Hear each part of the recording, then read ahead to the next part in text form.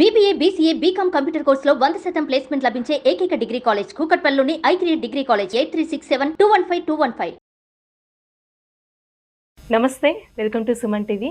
నేను మీ యామ్ని. ప్రస్తుతం మనతో ఉన్నారు ప్రముఖ ఆధ్యాత్మికవేత్త డాక్టర్ అనంతలక్ష్మి గారు ఉన్నారు. అమ్మతో మాట్లాడి మనకున్న సందేహాలను అడిగి తెలుసుకుందాం. నమస్తే అమ్మా. నమస్తే అమ్మా. అమ్మ, కొన్ని ప్రత్యేకమైన రోజుల్లో కొంతమంది బంగారం అనేది కొనుగోలు చేస్తూ ఉంటారమ్మా. ఎక్కువగా జనాలు వచ్చేసి అక్షయ తృతీయ రోజు. ఆ రోజు కొనడం వల్ల ఏమైనా బంగారం డబుల్ అవుతుందా, లేకపోతే అదొక రూల్ అమ్మ కొనాల్సింది? నాకు తెలిసినంత వరకు ఆ రోజు బంగారం కొనాలి అన్నటువంటి మాట ధర్మశాస్త్రాల్లో ఎక్కడా లేదు. పైగా అక్షయ అనేటటువంటి పదం అక్కడ ఉంది కనుక క్షయము కానిది, నాశము లేనిది. ఈ నాశము లేనటువంటిది ఏదైనా సంప్రాప్తిస్తే ఆ రోజు దొరికింది, నాశం లేకుండా ఇంకా వస్తూనే ఉంటుంది అని లెక్క. ఇవాళ బంగారం కొనుక్కుంటే అలా బంగారం వస్తూనే ఉంటుందని. కానీ అక్కడ మర్చిపోతున్న విషయం ఏమిటంటే, బంగారం మీకు ఎలా వచ్చింది? డబ్బు ఖర్చు పెడితే కదా వచ్చింది. అంటే ఈ ఖర్చు పెట్టడం అన్నది కూడా అక్షయంగా పెడుతుందా లేదా? వెళ్తుంది. అంచేత మన దగ్గర నుంచి ధనం, డబ్బు అలా వెళ్ళిపోతూనే ఉంది, బంగారం వస్తుంది. అది అక్షయ తృతీయ నాడు ఏదైనా సత్కార్యం చేస్తే ఫలితం అక్షయంగా ఉంటుంది అని చెప్పారు. అంటే మిగిలిన రోజున చేసిన దానికి ఇంత ఫలితం ఉంటే, అక్షయ తృతీయ నాడు చేసినటువంటి దానికి ఇంత ఫలితం ఉంటుంది. ఒకవేళ మనకి అనుకోకుండా బంగారం ఎవరైనా ఇచ్చినట్టయితే, మనకు అనుకోకుండా బంగారం లభించినట్టయితే, అది ఎప్పుడో రావాల్సింది రాక రాక ఆనాడు వచ్చినట్టయితే అదేమన్నా అక్షయంగా ఉండే అవకాశం ఉంది తప్ప, బంగారం కొంటే అక్షయ తృతీయ నాడు అలా అక్షయంగా బంగారం వస్తుంది అని చెప్పలేం. ఒకవేళ వచ్చినా అంత డబ్బు ఖర్చే అవుతుంది. కానీ అక్షయ తృతీయ నాడు ఏం చేయాలని చెప్పబడిందంటే, వేసవికాలం వస్తుంది కనుక చక్కగా గొడుగు, తెల్లని వస్త్రాలు, చెప్పులు, ప్రప ఇవి దానం చేయాలి. ప్రప అంటే చలివేంద్రం అంటారు. చలివేంద్రం తెలుసా? చలివేంద్రం అంటే చల్లని నీళ్లు పెట్టి ఉచితంగా అందరికీ నీళ్ళు ఇచ్చేది. ఇవి చెయ్యాలి. ఎందుకంటే ఇవన్నీ మనకి ఇవి చెయ్యడం వల్ల అక్షయమైనటువంటి ఫలితం ఉంటుంది. మామూలు రోజున ఒక గ్లాసులో మంచినీళ్ళు ఇచ్చిన దానికన్నా ఈనాడు గనక ఒక చలివేంద్రాన్ని ఏర్పాటు చేస్తే దానివల్ల అంతులేనటువంటి ఫలితం లభ్యమవుతుందన్నారు. ఎందుకంటే ఇదంతా రాబోయేదంతా వేసవికాలం. ఈ వేసవి కాలంలో అవతల మనుషులకి ఏం కావాలో అది ఇవ్వటం మంచిది. బంగారం దానం చేయడం కూడా మంచిది. అది కష్టమేమమ్మా. ఎందుకు కష్టమమ్మా? నాకు బంగారం కావాలంటే నువ్వు నాకు దానం చేసావు అనుకో, నీకు బోల్డ్ బంగారం వస్తుంది. దానం చేసినందువల్ల ఫలితం వస్తుంది. మామూలు అప్పుడు ఇంత ఒక గ్రాము బంగారం దానం చేస్తే ఎంత ఫలితం వస్తుందో, ఇవాళ 1 గ్రాము బంగారం దానం చేస్తే అక్షయమైన ఫలితం వస్తుంది. అది నీకు ఉపయోగపడుతుంది. నువ్వు నాకు ఇచ్చావు అనుకో, ఇవాళ నాకు బంగారం వచ్చింది కనుక సంవత్సరం అంతా వస్తూనే ఉంటుంది. ఇలా ఆలోచించాలి. కానీ ఆనాడు చేయవలసింది మాత్రం ఇదమ్మా.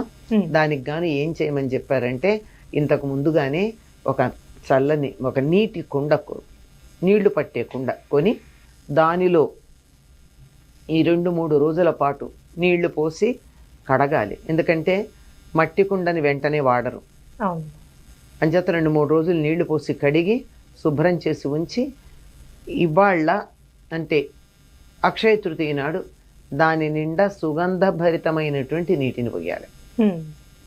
అంటే యాలకు పొడి అలాంటివి, లేదా వట్టి వేళ్ళు అలాంటివి కొద్దిగా ఉపయోగపడతాయన్నవి వేసి ఆ నీళ్లు చల్లబడ్డాక పైన మూత పెట్టి, అది కుండతో మట్టి మూకుడే పెట్టి అది ఒక బ్రాహ్మణుడికి దానం ఇచ్చినట్టయితే అంతులేనటువంటి ఫలితం లభ్యం అవుతుంది. అలాగే వచ్చేది వేసవికాలం గనక తెల్లని వస్త్రాలు, చెప్పుల జత, గొడుగు, అలాగే వారందరూ తినడానికి కావాల్సినటువంటి ఆహార పదార్థాలు, తీపి పదార్థాలు, ఇట్లాంటివి అంటే మిఠాయిలు లాంటివి చేసి ఇవి దానం చేస్తే ఫలితం ఉంటుంది, అంతులేని ఫలితం ఉంటుంది. ఇదమ్మా అక్షయ తృతీయ గురించి మనకి పెద్దలు చెప్పినటువంటి మాట. అంతేగాని అక్షయ తృతీయ నాడు బంగారం కొంటే అంతులేని బంగారం వస్తుందంటే ఈ పాటికి అందరి ఇళ్లలోనూ వాళ్ళు బంగారం ఉండాలి.